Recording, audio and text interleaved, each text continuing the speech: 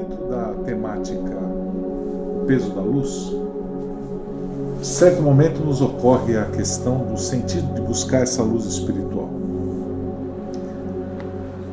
Algo que poderia nos passar de certa forma desapercebido, mas que faz e reverbera dentro de mim um questionamento profundo. Essa quase necessidade ou essa punção que me leva a tentar entender e a buscar essa luz espiritual de uma maneira mais profunda. Quando eu me deparo com esse tipo de pensamento, eu começo a perceber que o ser humano, e eu me coloco obviamente como tal, né, temos uma potência interna absolutamente desconhecida. Nós tateamos algumas potencialidades, tateamos alguns efeitos, tateamos algumas formas de enxergar a vida, mas ainda assim é muito e é extremamente nublada essa visão que a gente tem para tentar se entender de uma forma mais ampla e mais plena. Um exemplo disso é que nós não conseguimos compreender ao certo o evento que acontece quando dois universos diferentes se tocam. Quando dois seres humanos de fato estabelecem contato e se tocam.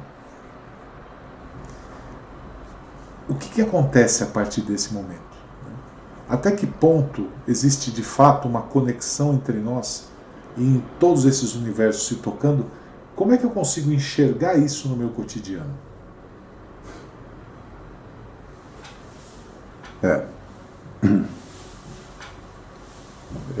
Tua fala me arremete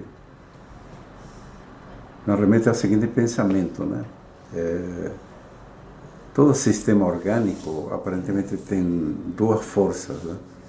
Uma força chamada egoação, que é uma responsabilidade para consigo mesmo, e uma outra força chamada ecoação, que é uma responsabilidade para com o meio, né?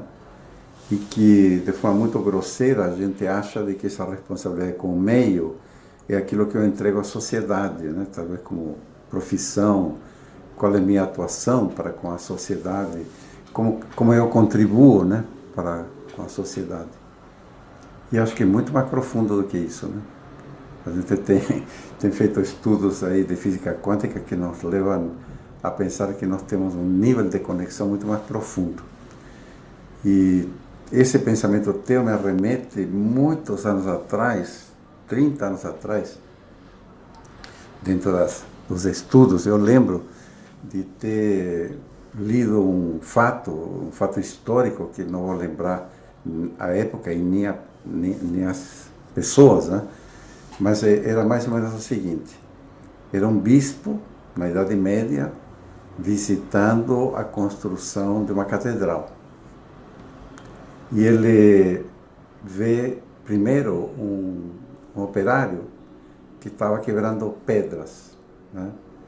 E vê que fazia isso de uma forma meio displicente, com um pouco de raiva, etc.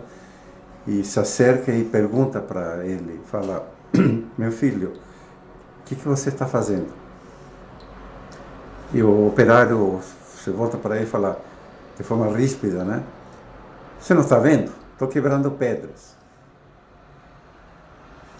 Ao mesmo tempo, ele mais para frente vê um outro operário fazendo o mesmo trabalho, só que de forma diferente, com mais cuidado, com mais esmero, de uma forma entusiasta até, né? E vai até ele e pergunta: meu filho, o que você está fazendo? E ele responde: eu estou construindo uma catedral. Né? Esse fato, na época, eu confesso claramente que o entendi como algo muito interessante, mas não na profundidade que eu entendo hoje, né? Na época, lembro que eu entendi, puxa, o indivíduo tinha um propósito, né? Propósitos diferentes que faziam um comportamento diferente. E hoje a gente, com o conhecimento que temos hoje sobre física quântica e sobre nós como seres humanos, né, a gente percebe que há uma conexão muito mais profunda de consciência com aquilo que está sendo plasmado no campo material. Na verdade, eu estou modelando energia, né? Que a gente, voltando ao que falamos lá, porque esse passado, né? O elemento estrutural básico do universo é a energia. Sim. Né? E essa energia, ela se compõe de uma mesma coisa, que é onda e essa onda condensada chamada matéria. Então, um elétron, uma partícula, né?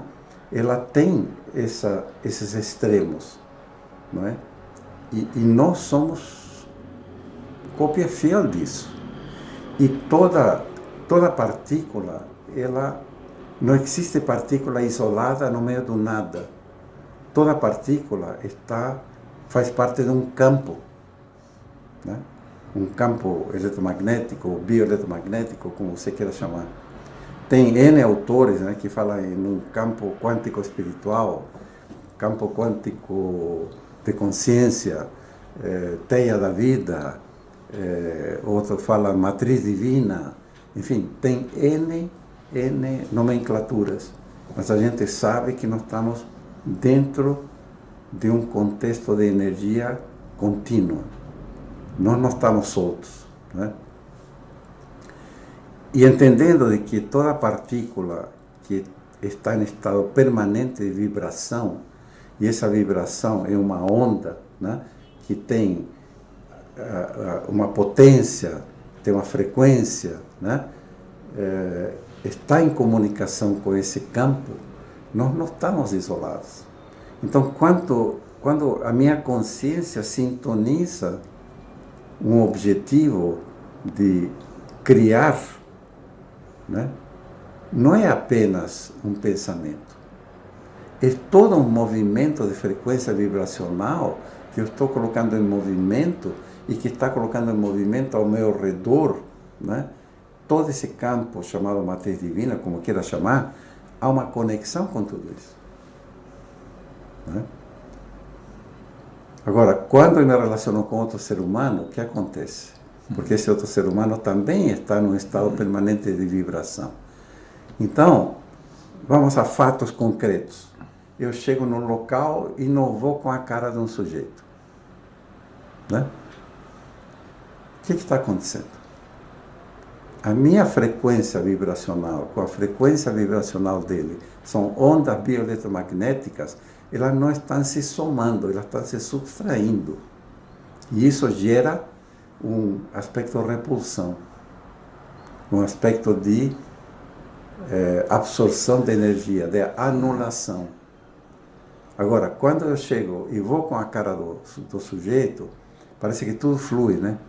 Por quê? Porque a minha frequência vibracional, com a frequência vibracional dele, emitida por sentimento, por pensamentos, né, se somam. E isso cria uma sinergia.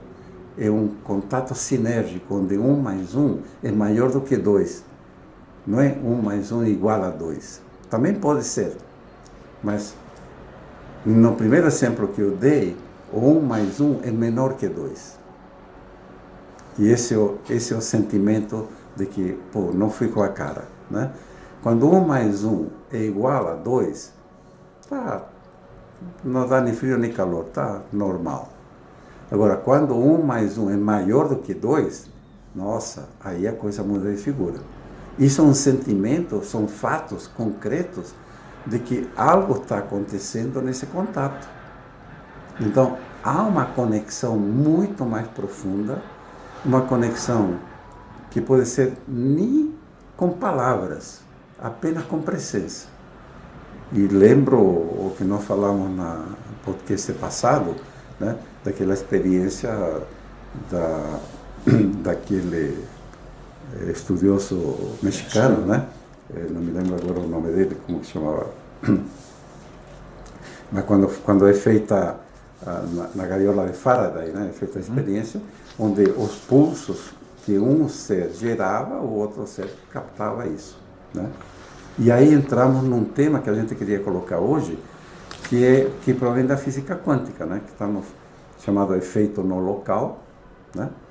Aliás, o efeito no local, ele foi Foi uma experiência realizada em 1980, na década de 80, por um físico francês chamado Alain Aspect, né? Que, aliás, foi por causa desse experimento, ele recebeu em 2022 o Prêmio Nobel.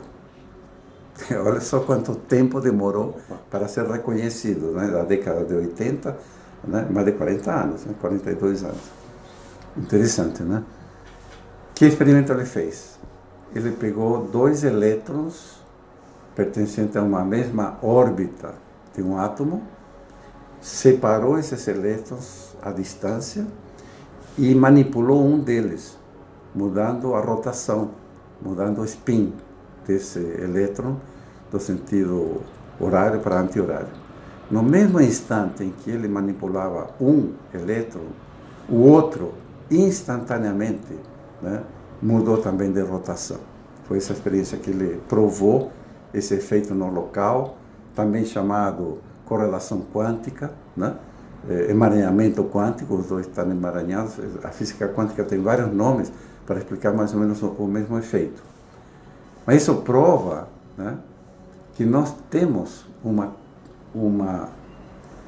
conexão como se fosse a palavra já vai vir essa não é de comunicação, porque não existe uma comunicação de A para B, é instantâneo, né? Holograma, né? É um holograma. É um holograma. Quando um muda, o outro muda, como se fosse um espelho, né? Mas são elétrons diferentes, só que estão correlacionados. É feito no local e a gente vê isso na nossa vida prática, né? Quantas vezes lembramos de um amigo e no segundo, quase que no mesmo instante, toca o telefone e ele. Poxa, estava lembrando de você. Não estava lembrando de você. Foi o ato dele de pegar o telefone para falar comigo que já acionou e instantaneamente eu lembrei dele. Tem algo aí que eu acho que é importante a gente pontuar, que nesse momento para mim é algo que é relevante. Existe um ponto que você revela quando você fala dessa mudança de spin do elétron, né? Mostrando que existe uma ligação entre eles, que não tem um fio que liga. Não tem um fio. Simplesmente a comunicação acontece mais rápido que a velocidade da luz, que é impossível, né? Segundo Einstein falava, e é instantânea. Pode estar em 2 pontos do universo que vai acontecer. Isso é uma propriedade da matéria. Uhum. Não se trata de eu acreditar ou não nisso. Não, foi feito fisicamente o experimento. Se não se trata de eu acreditar ou não nisso, o que é que me limita de perceber isso de uma maneira mais clara? Porque isso é uma propriedade minha. Não é um superpoder, é uma propriedade da existência da matéria. E eu estou dentro da matéria nesse momento. O que é que me impede de perceber isso em toda a sua potência? Talvez uma das respostas para isso seja a crença. Sem dúvida. Porque eu não enxergo. Não existe, né? Se eu não sei, não existe. Hoje eu acredito que sou uno, isolado. Exatamente. Né? Não estou conectado. Agora, isso não é propriedade da matéria. Como você citou, permita-me fazer uma colocação adendo aí, porque nós somos onda. Ah, perfeito, não, claro. Né? E essa onda tem uma consciência. Sem dúvida. É mais profundo, percebe? Sim. Por que eu trouxe esse exemplo da catedral, né, de construir uma catedral? Porque é tão profundo quanto a minha consciência consegue conceber. Então, a minha colocação, eu compreendo isso e está correto, absolutamente. O que eu quis dizer no exemplo é que mesmo no estado mais grosseiro de vibração, eu não consigo perceber. Não, né? Exatamente. Por isso que a gente fala de sabores, né? Você percebe algo muito apimentado, você percebe algo muito salgado, né? Tudo que é muito, as emoções têm que ser muito fortes, né? Não basta mostrar, você tem que esquartejar. Então, tudo é muito impactante o tempo inteiro porque nos falta essa sutileza de perceber os detalhes da vida. E provavelmente porque a nossa crença coloca dessa forma. Porque eu me identifico indivíduo e não coletivo. A inteligência não é uma propriedade minha ou sua, ou de quem está nos ouvindo. A inteligência é humana. É uma entidade. Existe uma conexão direta entre tudo que está acontecendo no universo. A gente comentava há pouco sobre as ações aí malucas, né, que são tomadas contra o nosso país aí de uma maneira... E como isso nos impacta. Percebe que não há mais sutileza? Permita-me colocar... claro. A tua colocação é fantástica porque a gente está tão em cima dos nossos 5 sentidos. Sem dúvida. Ou seja, eu sinto apenas o que a matéria consegue sentir. Este é o grau de densidade que nós temos. Isso. Existem filosofias que reconhecem que nós temos muitos outros sentidos. Não lembro quantos, se são 10 ou 11 sentidos a mais. Não é somente 5. Mas nós, no cotidiano, no tradicional, no convencional, falamos que temos 5 sentidos. Não. Nós temos muitos sentidos. O fato é que nós nos desenvolvemos, nós estamos tão densificados no nosso cotidiano, né, que estamos vivendo exatamente nesta frequência vibracional da matéria. Mas nós poderíamos, né, como temos médiums, por exemplo, né, o que um médium faz? O médium capta ondas, frequências de uma outra percepção, de um outro nível de frequência vibracional. Não é isso? Okay. Pois é. Então, assim, o nosso cotidiano nos arremete a um estado densificado de ser, né?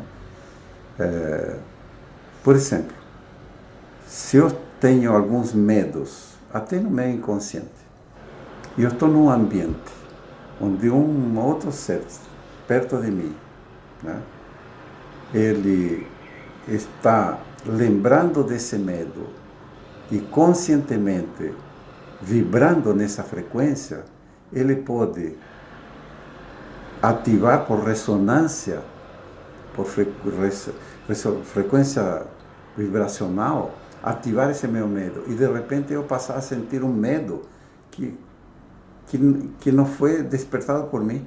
Isso é fantástico, né? Pois é. Impressionante. Quantas vezes a gente muda de estado de humor e não sabe por quê? Pois é. Agora, será que não, pode ser fenômeno desse tipo de correlação quântica, ou ressonância, ou efeito no local? Porque, veja, embora foi feito o experimento dos elétrons, a gente sabe o efeito, né? Foi demonstrado, efeito no local, foi demonstrado fisicamente o fenômeno, mas não se sabe como isto acontece. Ainda a ciência não chegou lá. Então, nosso estado de ignorância é enorme. Mas que existe, existe. O que você acabou de falar, na hora que eu lembro de que, olha, estou lembrando do meu amigo, eu toco o telefone, este fenômeno é real. É real. E são atributos que eu possuo e que não os exploro, porque estou tão densificado, né? Quando eu estou mal, quando estou sentindo raiva, ódio, né? Que é isso que a gente quer trazer à luz, né? Qual é o sentido da busca da luz espiritual? É não contribuir com más vibrações ao meio ambiente para afetar outras pessoas. Porque cada vez que eu estou irritado, né, soltando faíscas, eu estou jogando no universo de pessoas que estão correlacionadas comigo esta frequência. E estou afetando muitas vidas. Isto é um fato. Só que a gente não reconhece isso como fato. É porque a gente se pensa indivíduo, né? O tempo inteiro, né? Você pensa, eu eu indivíduo, né? E infelizmente que pelo mau exemplo desse líder global, né? Eu posso, né? Então, eu posso jogar uma casca de banana no meio da rua porque eu posso. Quantas vezes a gente vê o carro da frente abrir a janela e jogar para fora uma bituca de cigarro, uma lata de refrigerante, uma lata de cerveja, jogar no meio da estrada. Eu posso, né? E essa pessoa está jogando um lixo físico numa estrada. Quanto lixo emocional está jogando em cima dos amigos, em cima do meio ambiente, etc, etc. Né? Então, trazendo isto ao estado de consciência, de por que a gente busca essa luz espiritual, é para cada dia a gente fazer uma profilaxia em cima do nosso comportamento. Né? Então, hoje, falando um pouco desse efeito no local, da correlação quântica, demonstrando de que a nossa conexão é com todos os seres que eu tenho algum tipo de ligação e no meio ambiente. Eu não estou isolado, eu faço parte de uma teia da vida. É importante também lembrar que, mesmo esses conceitos de física quântica, nós já gravamos uma série, inclusive, de podcasts abordando cada um deles, né? Em caso de dúvida, acho que vale a pena ouvi-los novamente.